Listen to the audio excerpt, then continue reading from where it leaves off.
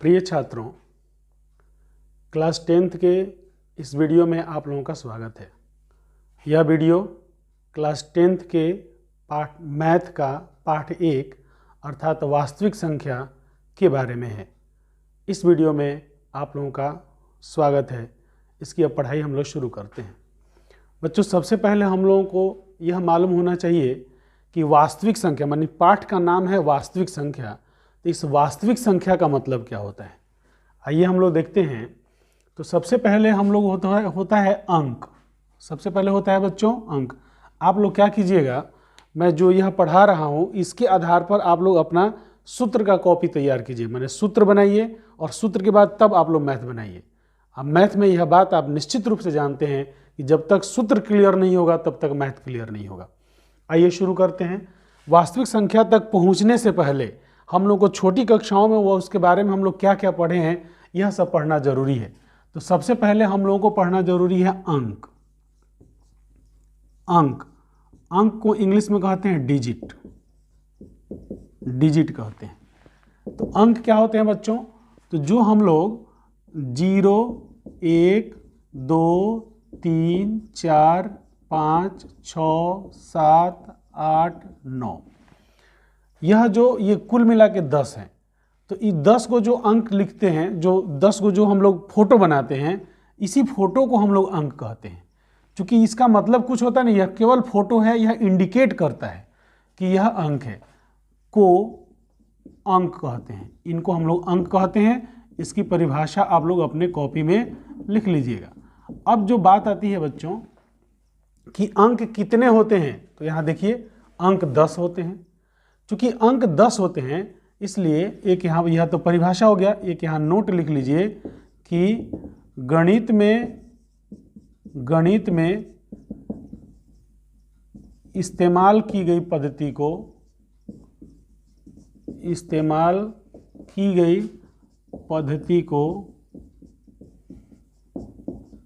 को दार्शनिक प्रणाली कहते हैं। दार्शनिक प्रणाली कहते हैं।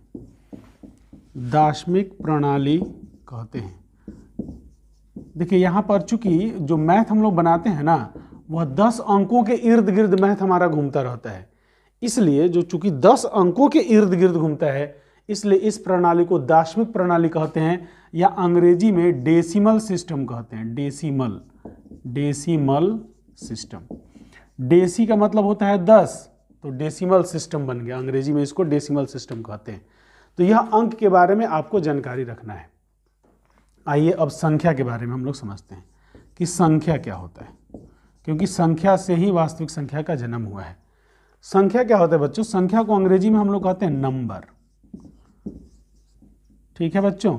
अब नंबर का मतलब देखिए, कोई जो अंक है यह अकेले रहेगा तो किसी न किसी को इंडिकेट करेगा। जैसे हम लोग लिखते हैं यहाँ पर 5, इसका मतलब हम लोग लिखते हैं 5 किताब, ऐसा लिखते हैं ऐसा किताब, तो 5 को किताब को इंडिकेट कर रहा है, तो किसी समूह को इंडिकेट करता है। तो यह अंक जो है यह संख्या है, क्योंकि यह किसी को इंडिकेट करता है। इसके पहले लगा देते हैं 1 और 5 दोनों मिल करके एक समूह को इंडिकेट करते हैं। वह समूह किताबों का हो सकता है, वह समूह विद्यार्थियों का हो सकता है, वह किसी का भी समूह हो सकता है।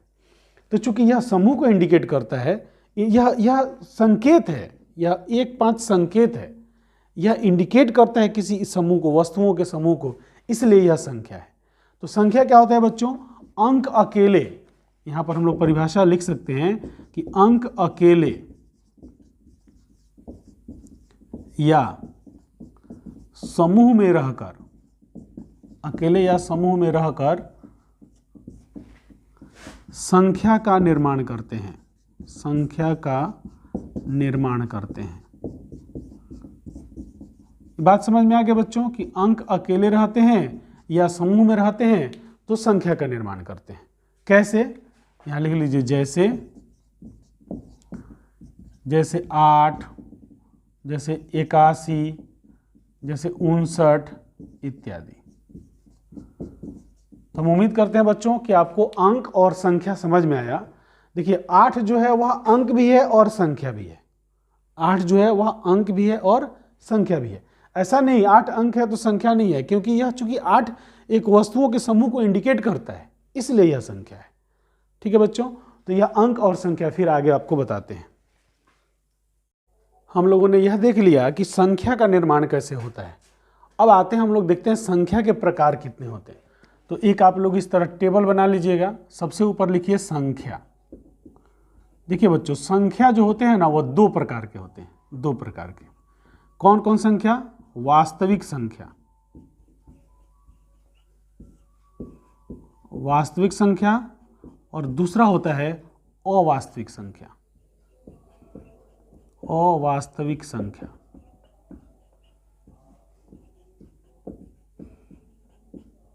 देखिए, वास्तविक संख्या का मतलब होता है कि वास्तव में वह किसी समूह को इंडिकेट करता है, और अवास्तविक संख्या का मतलब होता है वह काल्पनिक अंक वगैरह का इस्तेमाल करके कुछ कल्पना बना दी। जैसे हम लोग शब्द को पढ़ते हैं ना, हम लोग याद करते हैं कि अक्षरों के समूह को शब्द कहते हैं, परंतु कुछ ऐसे भी समूह बनते हैं जो अर्थ नहीं स्पष्ट करते हैं, अर्थ नहीं बताते हैं, तो उसको निरर्थक शब्द कहते हैं। उसी तरह हम लोग यहाँ संख्या में भी पढ़ते हैं। अंकों का जो समूह है जो किसी ग्रुप को, वस्तुओं के ग्रुप को इंडिकेट करता है तो वह वास्तविक संख्या है, परंतु अंकों का भी एक ऐसा भी समूह बन जाता है जो किसी वस्तु के ग्रुप को इंडिकेट नहीं करता, तो उसको अवास्तविक संख्या कहते हैं। इसको काल्पनिक संख्या भी कहते हैं, अवास्तविक संख्या या काल्पनिक संख्या। क्लियर हुआ बच्चों इन दोनों?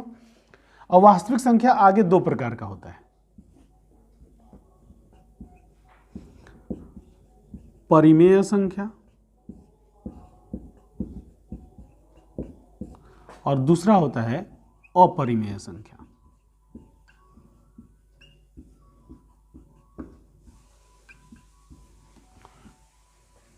देखिए, परिमेय संख्या क्या होता है? जिस संख्या को हम लोग बटा में लिखते हैं, माने जो संख्या बटा के रूप में है या बटा में जिसको लिख सकते हैं वह परिमेय संख्या है, और जिसको बटा के रूप में नहीं लिख सकते, बटा के रूप में नहीं है और बटा के रूप में नहीं लिख सकते, उसको हम लोग अपरिमेय संख्या कहते हैं। मैंने मोटा मोटी आपको हम समझा रहे हैं।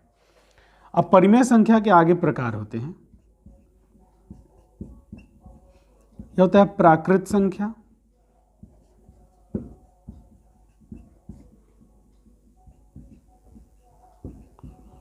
पूर्ण संख्या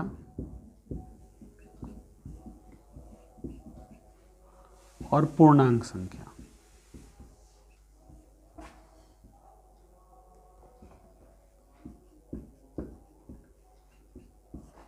प्राकृत संख्या का मतलब, प्राकृत संख्या का मतलब ऐसी संख्या जो प्रकृति माने सबसे पहले जिसकी हम लोग शुरुआत किए हैं उसको हम लोग कहते हैं कि प्राकृत संख्या है। जैसे 1 2 3 4 गिनती की संख्या प्राकृत संख्या है। पूर्ण संख्या, प्राकृत संख्या को थोड़ा डेवलप कर दिया गया, उसमें जीरो मिला दिया गया तो पूर्ण संख्या हो गया। पूर्णांक संख्या, उसमें और थोड़ा और डेवलप करके माइनस वाला संख्या को ऐड कर दिया गया तो पूर्णांक संख्या हो गया। अब इसके नीचे जगह नहीं है, हम यहाँ प्राकृत संख्या का प्रकार यहाँ लिख देते हैं। आप क्या कीजिएगा बच्चों, आप यहाँ नहीं लिखिएगा, आप कहाँ लिखिएगा? इसके नीचे, आप इसके नीचे लिखिएगा, हम यहाँ लिखते हैं। प्राकृत संख्या आगे 4 प्रकार के हो जाते हैं। सम संख्या, विषम संख्या,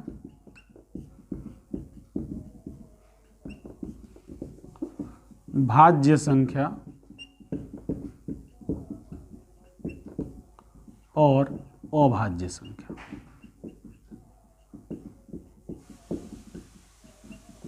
ठीक है बच्चों, हमने प्राकृत संख्या को, सम संख्या माने जो 2 से भाग लगता है, विषम संख्या जो 2 से भाग नहीं लगता है, भाज्य संख्या जो माने ऋण संख्या भी इसको कहा जाता है। यह जो है माने एक और स्वयं के अलावा किसी और से भाग लग जाता है वो भाज्य है। जो भाग नहीं लगता है, एक और स्वयं के अलावा किसी और से भाग नहीं लगता, वो अभाज्य संख्या है। तो आप इस प्राकृत के नीचे यहाँ इस तरह टेबल बना के और लिख लीजिएगा। दूसरा पूर्णांक, पूर्णांक का प्रकार बच्चों यहाँ लिख दे रहे हैं। पूर्णांक का होता है, पूर्णांक के 3 है, ऋण संख्या,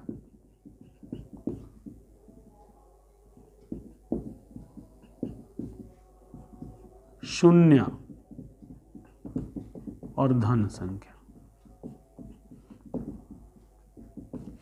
ठीक है बच्चों, तो इस तरह से पूर्णांक के नीचे फिर आप चार्ट बना के इस तरह लिख लीजिएगा।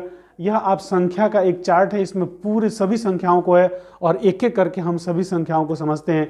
तो फिलहाल आप क्या कीजिए, अपना वीडियो को पॉज कीजिए, वीडियो पॉज करके इसका स्क्रीनशॉट ले लीजिए। स्क्रीनशॉट लेकर के अपने फेयर में इसको कंप्लीट कीजिए, फिर आगे एक एक करके हम आगे बढ़ाते हैं। संख्या का प्रकार हम लोग पढ़ लिए, अब एक एक करके सभी संख्याओं की परिभाषा और उनका परिचय हम लोग समझते हैं। सबसे पहले है प्राकृत संख्या।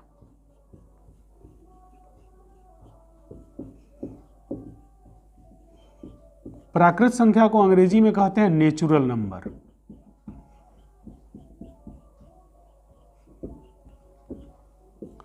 इसका परिभाषा होता है जो हम लोग गिनती करते हैं तो गिनती की संख्या को प्राकृत संख्या कहते हैं। गिनती की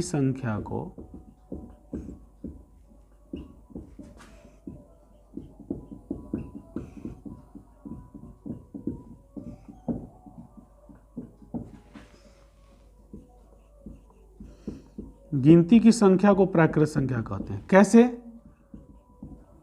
हम लोग गिनती करते हैं ना, कोई चीज दे दिया जाए आपको कि गिनो इसको कितना है, तो कहां से करते हैं? 1 2 3 4 5 6 7 ऐसे गिनती करते हैं ना, तो वही हो गया जैसे उसका 1 2 3 4 डॉट डॉट डॉट अनंत तक। इसका मतलब हुआ कि यदि आपसे पूछे सबसे छोटी प्राकृत संख्या कौन है, तो देखिए 1 है। सबसे बड़ी प्राकृत संख्या कौन है, तो वो नहीं बताया जा सकता है। सबसे बड़ी प्राकृत संख्या नहीं बताया जा सकता है। कोई पूछे बताइए प्राकृत संख्या कितने होते हैं, तो प्राकृत संख्या अनंत होते हैं। तो इस तरह आपको ध्यान में रखना है। इसके बाद आते हैं पूर्ण संख्या पर। पूर्ण संख्या का इंग्लिश होता है होल नंबर।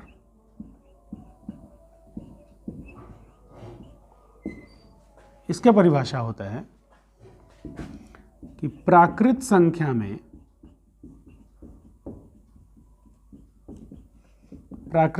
में शून्य मिलाने से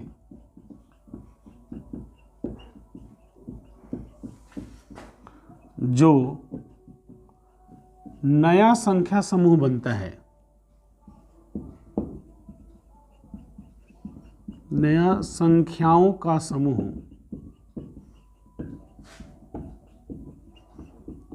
बनता है, उसे पूर्ण संख्या कहते हैं।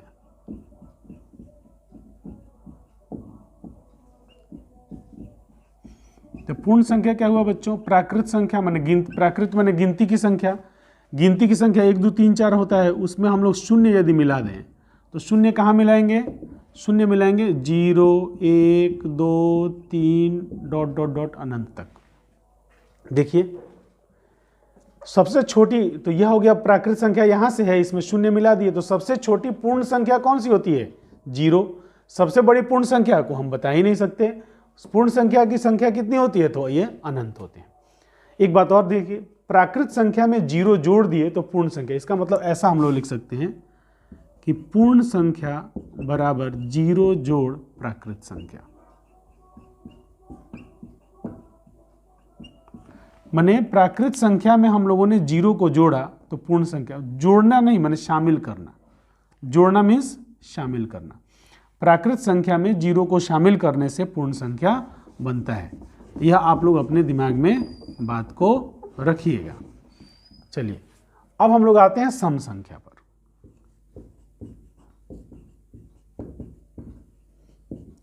सम संख्या का इंग्लिश होता है इवन नंबर। तो यह तो आप लोग जानते हैं, यह आम बात है। सम संख्या का मतलब होता है वह संख्या, वह प्राकृत संख्या जो 2 से पूरा भाग लग जाता है। जो 2 से पूरा भाग लग जाता है उसे सम संख्या कहते हैं।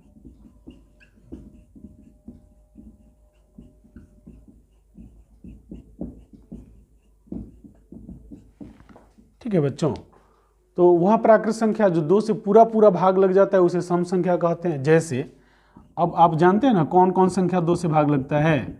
जैसे 2 4 6 8 dot dot dot dot dot dot दे दीजिए। डॉट डॉट का मतलब हुआ अनंत तक। इसका मतलब सबसे छोटी सम संख्या जो है वह 2 है, और सबसे बड़ी सम संख्या को तो हम बता ही नहीं सकते, वो अनंत। और सम संख्याओं की जो गिनती है, संख्या जो है वो अनंत होते हैं। तो इतना बात आपको ध्यान रखना है कि जब 2 से भाग करेंगे और वह पूरा पूरा कटेगा तो वह संख्या सम संख्या होता है। एक बात और आप यहाँ समझ सकते हैं कि जिस संख्या के अंत में 2, 4, 6, 8 होता है, 0, 2, 4, 6, 8, 0 भी 0, 2, 4, 6, 8 होता है, वह 2 से पूरा पूरा कट जाता है, तो इसका मतलब वह सम संख्या है। निगेटिव संख्या कभी भी सम संख्या नहीं। जैसे आपको कोई कहता है -4 बताओ सम संख्या है कि नहीं है, तो नहीं हो सकता। क्यों? क्योंकि सम संख्या क्या होता है? प्राकृत संख्या होता है। यह प्राकृत नहीं है, इसलिए यह सम नहीं है, यह दिमाग में रखिएगा। बटा का संख्या भी सम संख्या नहीं हो सकता, जब होगा तो प्राकृत संख्या ही सम संख्या होगा। अब आइए सम संख्या के बाद विषम संख्या।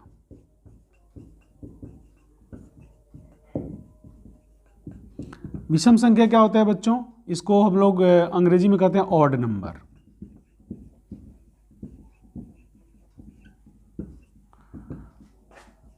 यह सम संख्या का उल्टा है, वह प्राकृत संख्या जो 2 से पूरा पूरा भाग नहीं लगता है। 2 से पूरा पूरा भाग नहीं लगता है, उसे विषम संख्या कहते हैं।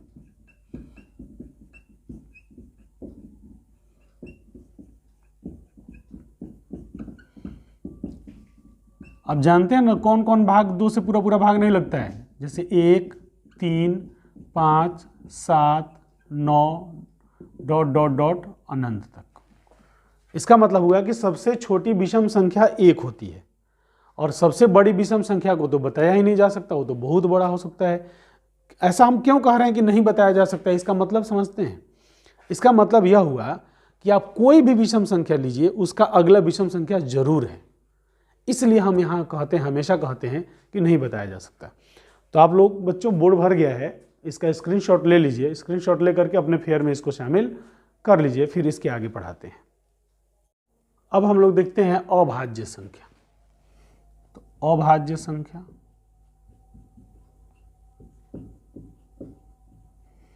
अभाज्य संख्या को अंग्रेजी में कहते हैं प्राइम नंबर्स।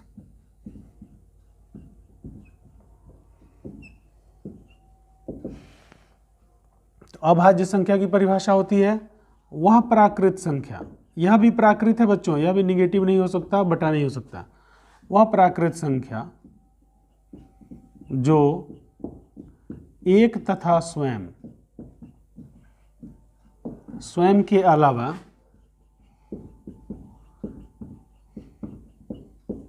किसी अन्य संख्या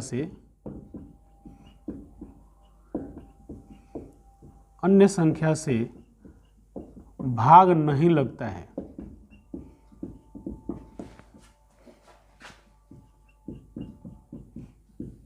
भाग नहीं लगती है, उसे अभाज्य संख्या कहते हैं।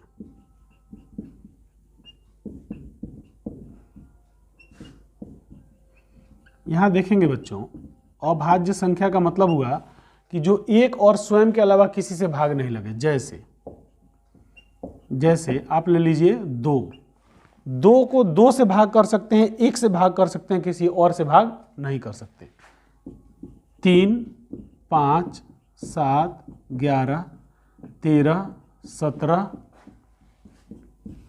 19, 23, 29, 31, 37, 41, 43, 47 ... अनंत तक। ऐसा इसलिए 50 तक का अभाज्य संख्या की बहुत जरूरत पड़ती है पाठ में, तो आप लोग अभाज्य संख्या पर ज़्यादा ध्यान दीजिएगा। इसलिए 50 तक के अभाज्य संख्या हम आपको लिख दिए।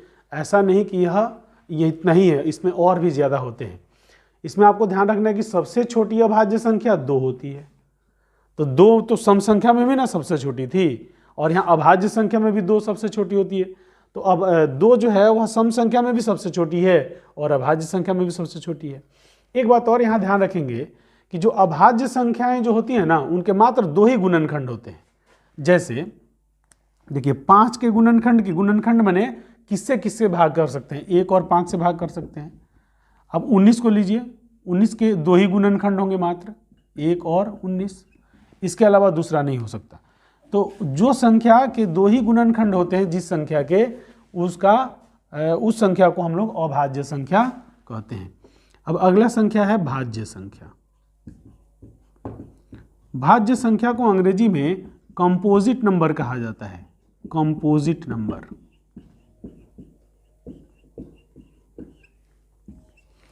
ठीक है बच्चों, तो कंपोजिट नंबर हम लोग की परिभाषा, वह प्राकृत संख्या, यह भी एक प्राकृत संख्या है बच्चों, ध्यान रखना है आपको। वह प्राकृत संख्या जो एक एवं स्वयं के अलावा किसी अन्य संख्या से भी भाग लग जाती है,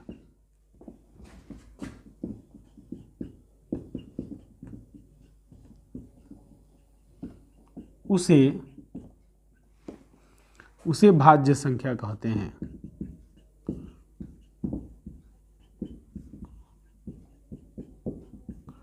ठीक है बच्चों, जैसे देखिए 4, 6, 8, 9, 10, 12, 14 ... अनंत तक। इसका मतलब हुआ सबसे छोटी जो भाज्य संख्या है वह 4 होती है।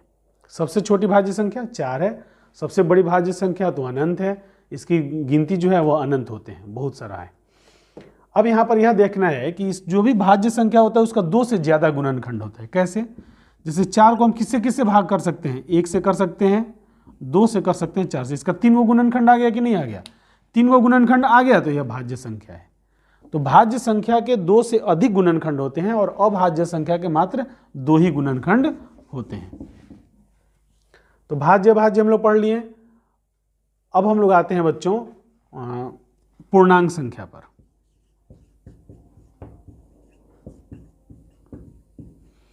पूर्णांक संख्या को अंग्रेजी में इंटीजर कहा जाता है, इंटीजर।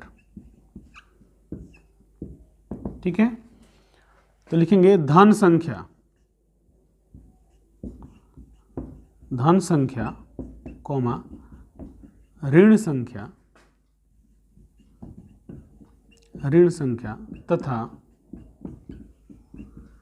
तथा शून्य को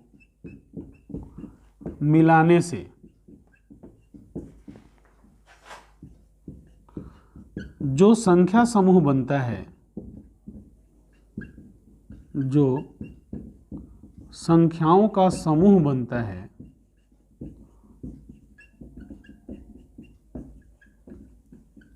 उसे पूर्णांक संख्या कहते हैं।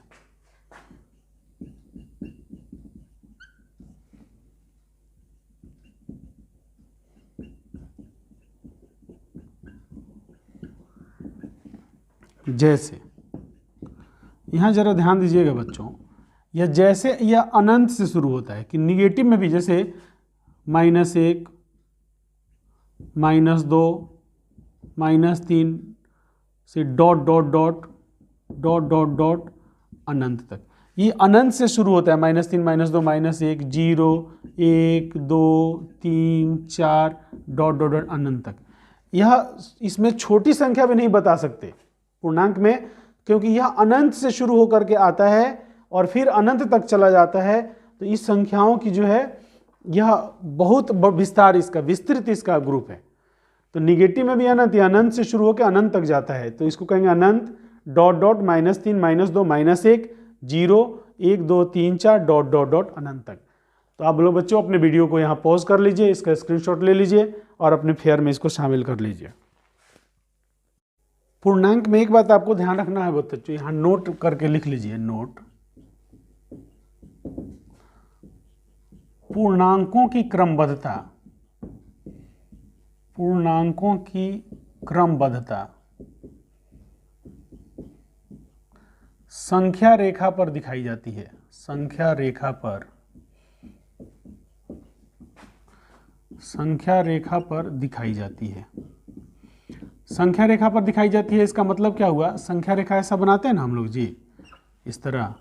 यहाँ 0 हो जाएगा, 1, 2 3 से तीर बना होता है अनंत, और इधर होगा -1 -2 -3 -4। संख्या रेखा पर क्रमबद्धता मैंने छोटा बड़ा का पहचान कर सकते हैं। जैसे अब -3 और -4 है, संख्या रेखा पर जो संख्या दाहिनी ओर होती है वह बड़ी होती है और जो संख्या बाईं ओर होती है वह छोटी होती है। जैसे -1 और 0 में 0 दाहिनी ओर है तो 0 बड़ा है, -1 छोटा है। -1 और 1 में 1 दाहिना ओर है तो 1 बड़ा है और -1 छोटा है।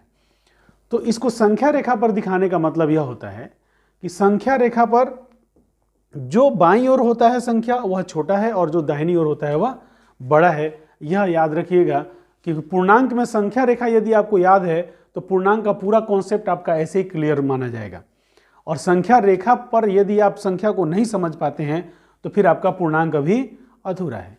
चलिए अब हम लोग आते हैं परिमेय संख्या पर।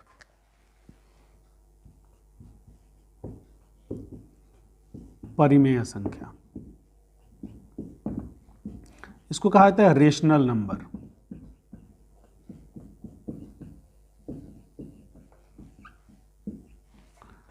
इसको देखिए बच्चों, वह संख्या, इसको खूब ध्यान से समझिएगा, वह संख्या जो P/Q के रूप में हो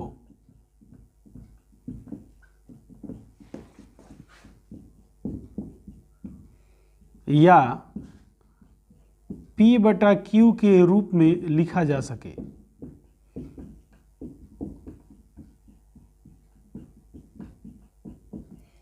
P/Q के रूप में लिखा जा सके, जहां P तथा PQ पूर्णांक हों। PQ क्या हो बच्चों? पूर्णांक हों, किंतु Q बराबर नहीं 0 हो, कॉमा। तो ऐसी संख्या को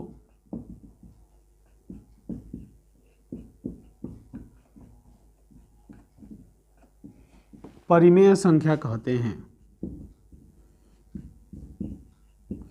इस बात को जरा ध्यान से समझिएगा बच्चों, क्लास 10th के बोर्ड में 1 नंबर का जो प्रश्न होता है वह परिमेय अपरिमेय में इतना घुमाता है कि वहाँ आप लोग कंफ्यूज हो जाते हैं, इसलिए इसको बढ़िया से समझना है। देखिए देखिए जैसे लिखा है 1/2, तो यहाँ तो P/Q के रूप में है, बटा के रूप में है, तो आप कह दीजिएगा यह परिमेय संख्या है। परंतु ऐसा लिखा है -3, तो -3 तो बटा के रूप में नहीं है, तो क्या यह परिमेय नहीं है? यह है। क्यों परिमेय है समझाते हैं कि देखिए कह रहा है P/Q के रूप में हो, यह है, रूप में है, तो यह परिमेय है। P/Q के रूप में लिखा जा सके, यह नहीं है किंतु लिखा जा सकता है, इसको -3/1 कह सकते हैं, तो यह इसको लिखा जा सकता है, इसलिए यह परिमेय है। ठीक है बच्चों, जैसे -7/2 यह भी परिमेय है। तो एक बात यहां ध्यान रखना है कि यह पूर्णांक होना चाहिए, यह पूर्णांक है, यह पूर्णांक है, तो पूर्णांक को पूर्णांक से जब बटा करते हैं तो परिमेय बन जाता है। यह पूर्णांक है, यह पूर्णांक है, यह पूर्णांक है, तो यह सब क्या है बच्चों? बटा है, पूर्णांक बटा पूर्णांक है। और इसका Q मैंने नीचे वाला संख्या जैसे -7/0 आएगा, तो यह हो गया Q बराबर 0। तो Q बराबर 0 हो गया, ये कह रहा है Q बराबर नहीं 0, यह 0 नहीं होना चाहिए, कभी भी बटा में 0 नहीं होना चाहिए, नहीं होगा तो यह परिमेय संख्या है, इत्यादि। तो इस तरह परिमेय संख्या खत्म होता है बच्चों। अब आते हैं हम लोग अपरिमेय संख्या पर।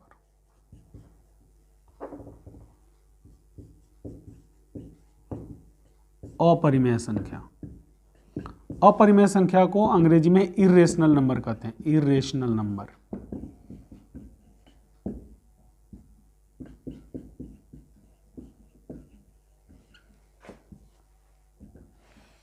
इर्रेशनल नंबर, अपरिमेय संख्या, तो लिखेंगे वह संख्या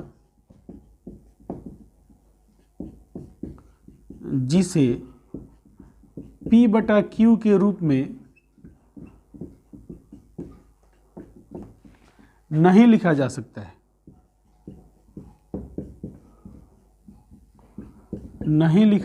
है, उसे अपरिमेय संख्या कहते हैं।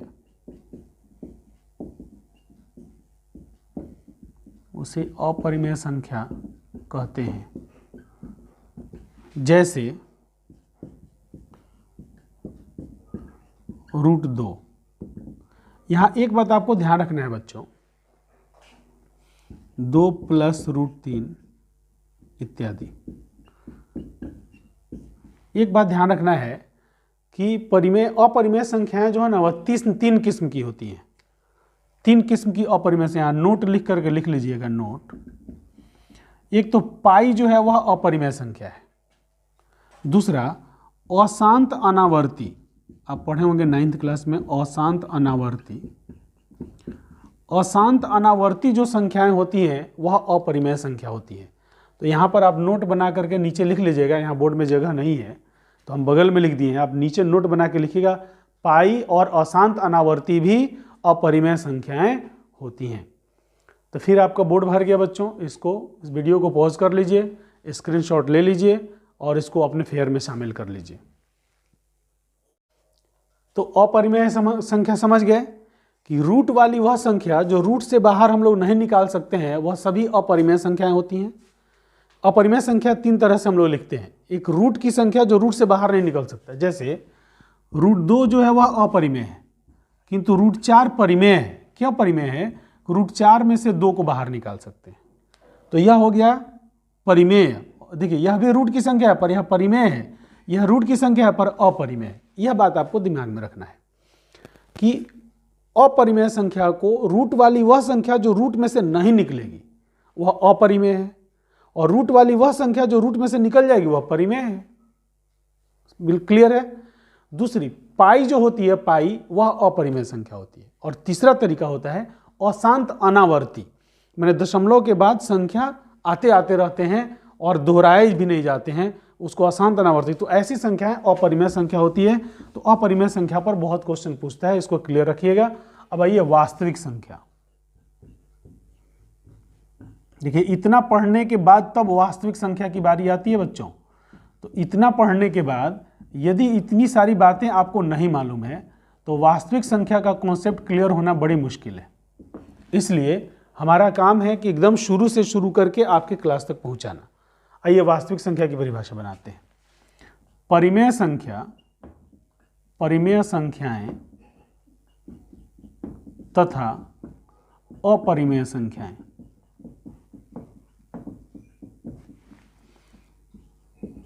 अपरिमेय संख्याएं मिलकर जो संख्या समूह बनाती हैं, जो संख्या समूह बनाती हैं उन्हें वास्तविक संख्याएं कहते हैं। उन्हें वास्तविक संख्याएं,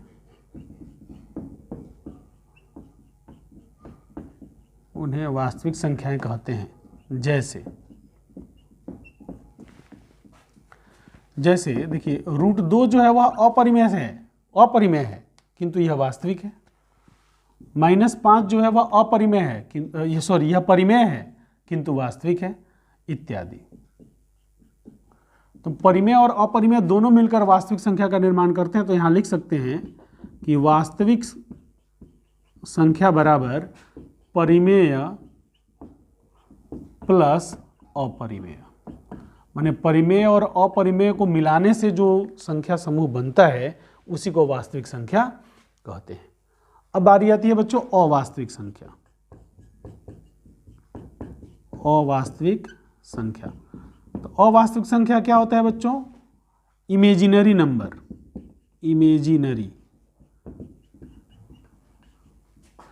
इमेजिनरी नंबर का मतलब काल्पनिक नंबर। काल्पनिक नंबर का मतलब वह नंबर है, संख्या है, लिखा हुआ है, परंतु उसका कोई किसी समूह को वह व्यक्त नहीं करता, वस्तुओं के समूह को व्यक्त नहीं करता, इसलिए वह काल्पनिक नंबर है, अवास्तविक संख्या है। तो ऐसी संख्याएं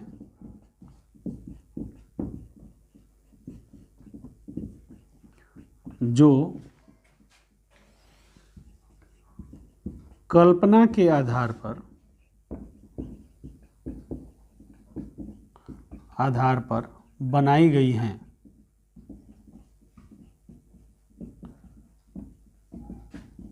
किंतु बनाई गई हैं तथा लिखिए तथा जिनसे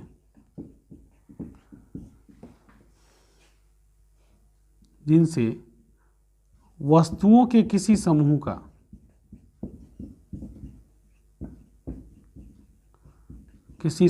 का बोध नहीं होता है।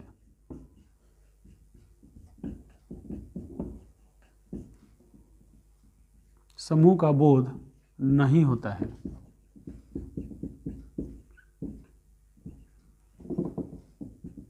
उन्हें अवास्तविक संख्या कहते हैं।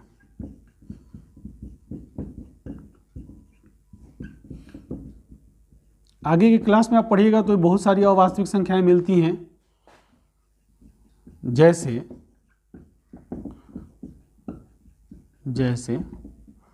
रूट में -2।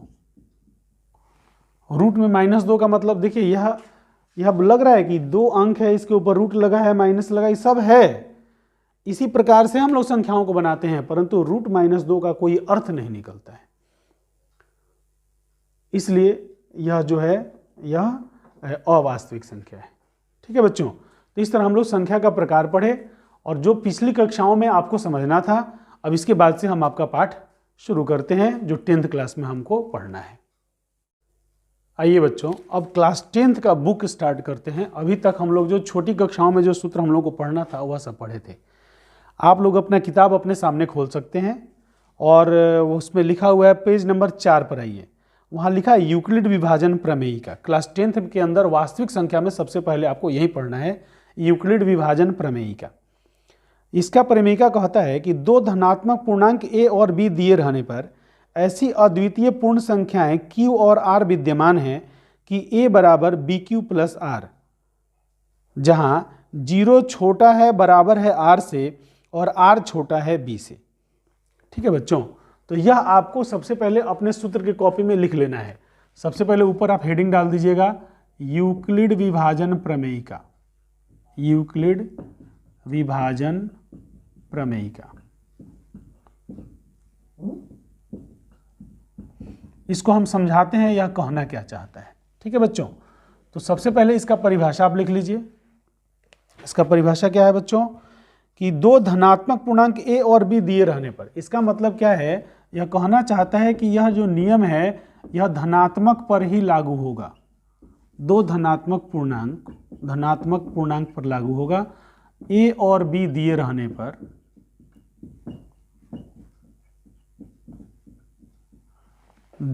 पर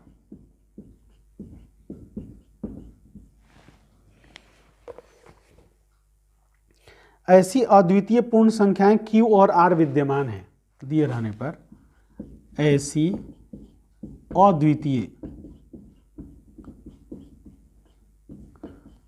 अद्वितीय पूर्ण संख्याएं q और r विद्यमान हैं।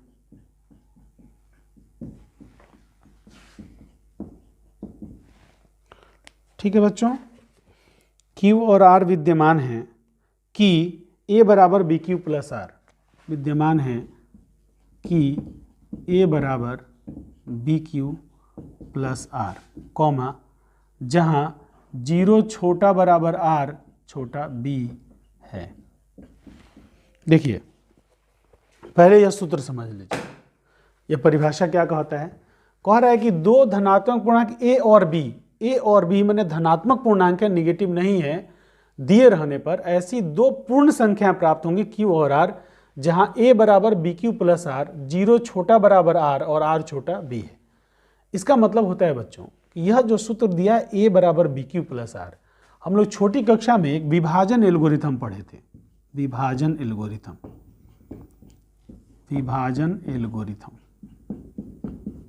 ठीक है बच्चों, विभाजन एल्गोरिथम पढ़े थे। वह विभाजन एल्गोरिथम क्या कहता है, भाज्य बराबर भाजक गुना भागफल जोड़ शेष, ऐसा कहता है ना। तो जब हम लोग क्या करेंगे, इससे तुलना करेंगे तो भाज्य बराबर क्या हो जाएगा, a, भाजक बराबर क्या हो जाएगा, भाज्य बराबर भाजक गुने भागफल, तो भाजक बराबर क्या हो जाएगा b, भागफल बराबर q और शेषफल बराबर r प्राप्त होगा। ठीक है बच्चों, तो एक बात आपको यहाँ हमेशा ध्यान रखना है, जो शेषफल जो होता है वह हमेशा 0 के बराबर होगा, नहीं तो 0 से बड़ा होगा शेषफल। तो 0 माने शेषफल जो होगा, शेषफल जिसे यहाँ कहेंगे 0, शेषफल जो है वह हमेशा 0 से बराबर, शेषफल जो है वह हमेशा क्या होगा, 0 से बड़ा होगा, नहीं तो 0 के बराबर होगा। दूसरा बात कहता है कि शेषफल हमेशा भाजक से छोटा होगा। ये तो बात सही है बच्चों। देखिए जब हम लोगों ने क्या किया, a बराबर बी क्यू प्लस आर को विभाजन एल्गोरिथम से तुलना किया, तो इसका मतलब यहां से जो हम लोग भाग देते हैं ना वह b है, b का मतलब भाजक है।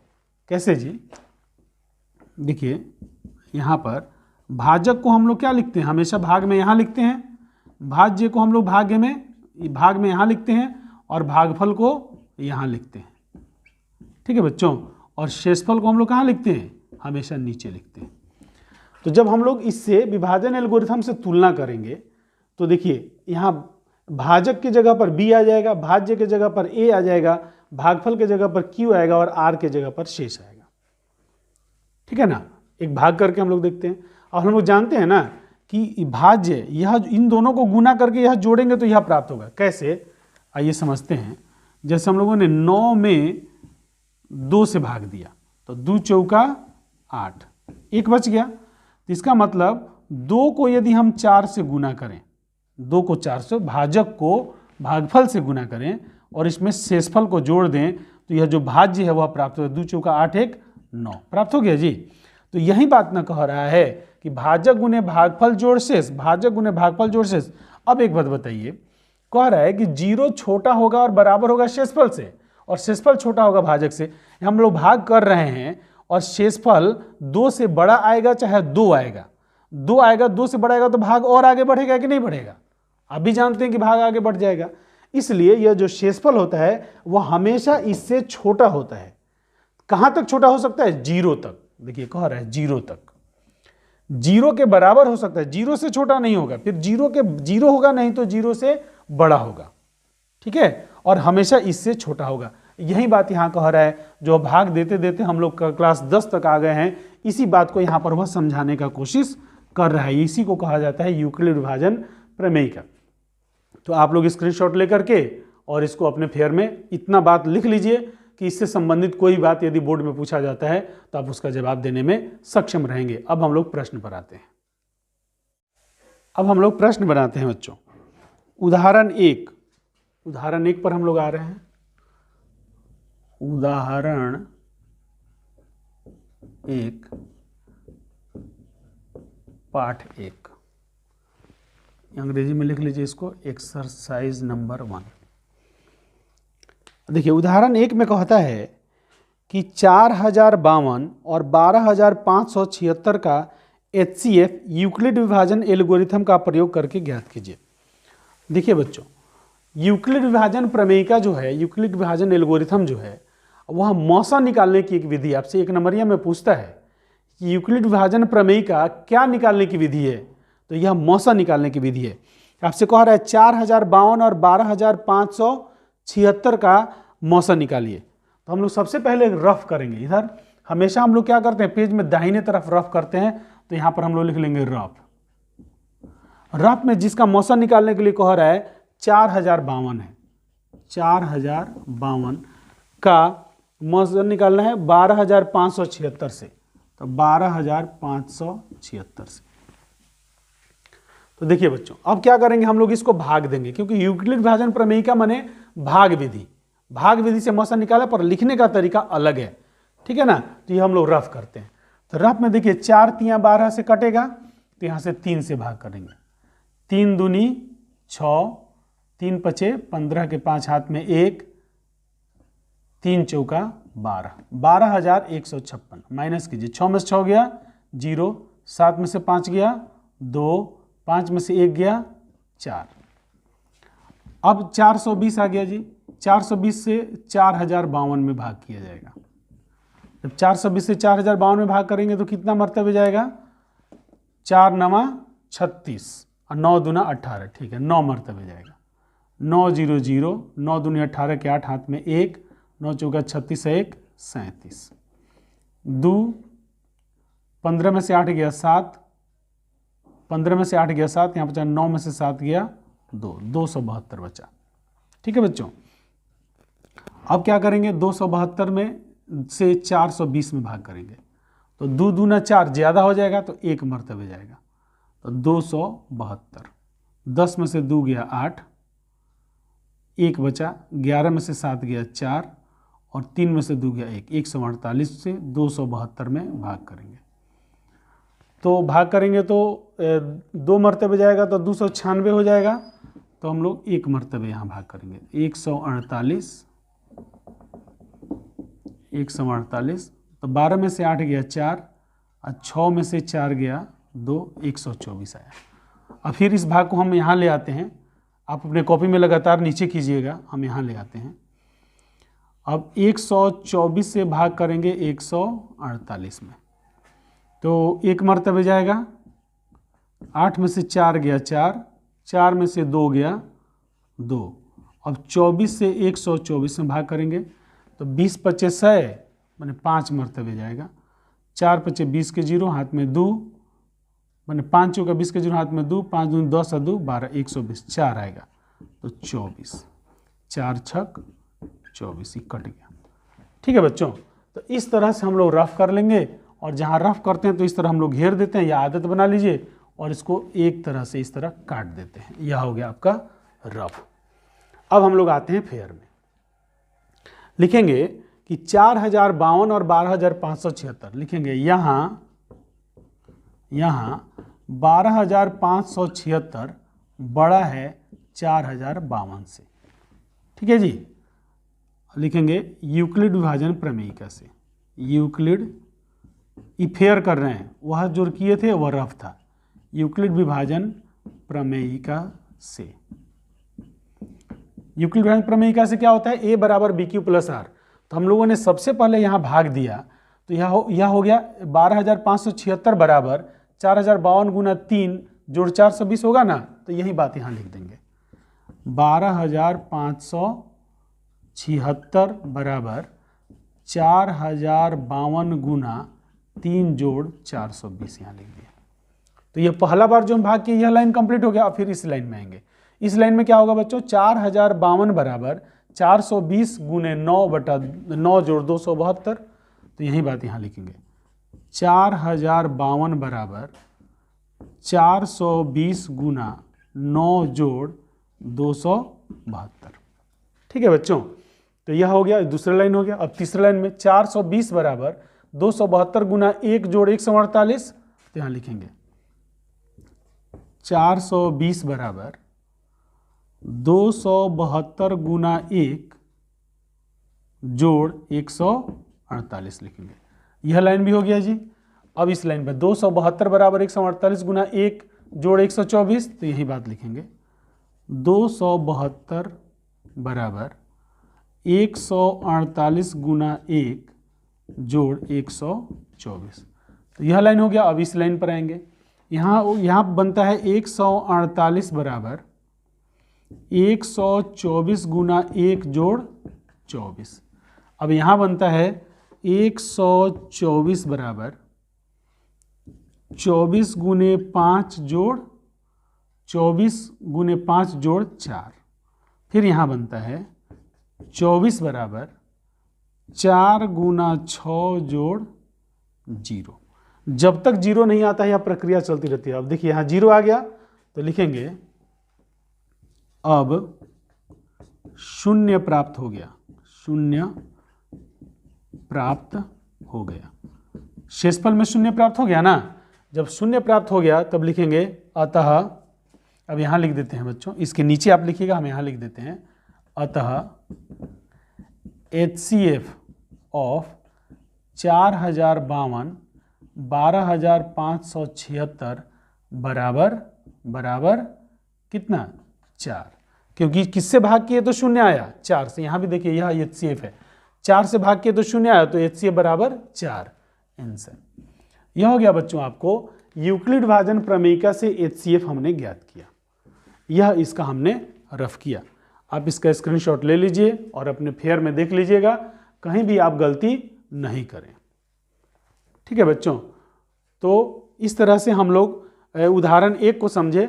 इसी प्रकार से और आगे भी प्रश्न है, उनको आप समझिएगा। आप हमारा यह वीडियो देख रहे हैं, इसका मतलब यह है कि आप घर पर बैठ करके अपनी बढ़िया से तैयारी कर रहे हैं और आप अपने बोर्ड के लिए, अपने पढ़ाई के लिए आप बहुत ज़्यादा गंभीर हैं। इसलिए बच्चों, आप लोग यह वीडियो देखने के लिए आप लोगों को बहुत बहुत धन्यवाद। आप लोग हमारे वीडियो को सब्सक्राइब कीजिए, जिससे नए जो आने वाले वीडियो हैं वह सब आपको इंडिकेशन, उसका नोटिफिकेशन आपको मिलता रहेगा। पुनः आपको इस वीडियो को देखने के लिए बहुत बहुत धन्यवाद।